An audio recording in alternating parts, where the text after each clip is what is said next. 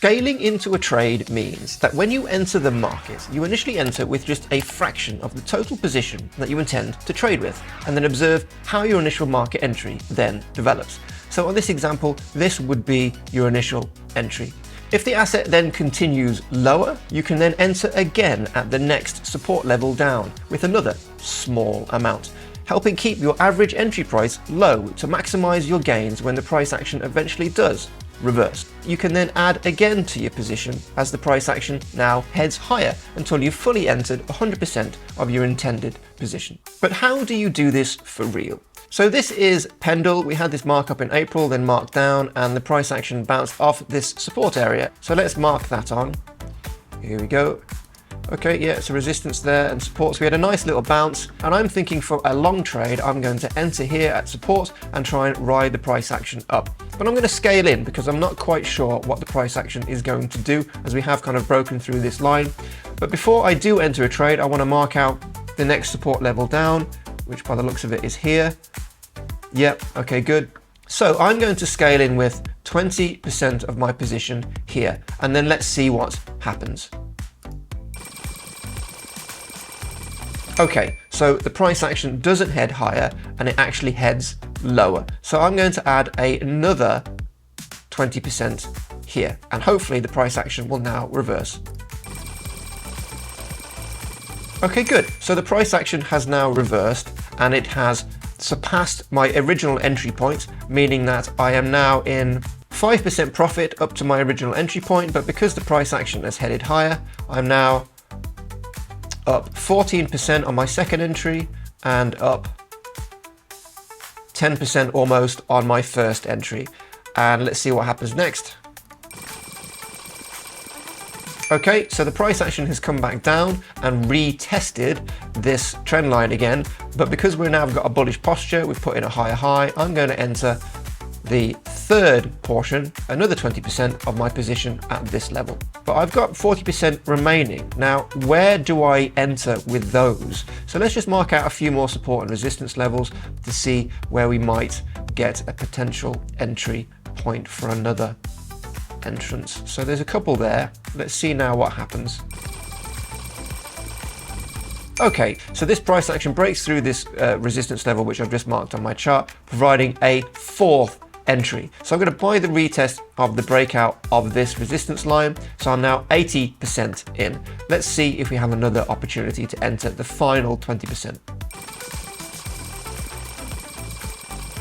Okay, so the price action doesn't afford me another opportunity to enter, and I'm 80% into my position. Arguably, I could have entered my final 20% upon the breakout of this resistance line, but that wasn't within my risk tolerance, so I did not. So I didn't get another opportunity to enter, but my position was largely filled at 80%, and let's break down the profit for this trade.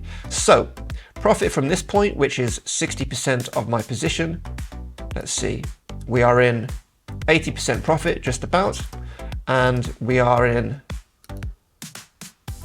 almost 90% profits from that position. So my first entry of 20% incurred a 5% loss pretty quickly. But because I knew there was another support level below, I was able to enter again and erase those losses and then make profit within a very small amount of time as the bounce occurred. So even though I initially incurred a 5% loss, by buying in at the lower support line, when the price action does return to my original entry point, I'm not just breaking even, I'm in profit now by 5%. And then once I get confirmation that the price action has moved from a downtrend to an uptrend, I continue to enter and ride it up to profit. That's how you effectively scale in. And even though in this particular trade, I would not have entered 100% of my intended position, throughout the whole process, I was completely in control of where I was entering, and I was going with the flow of the price action and not fighting the volatility, but using it to my advantage.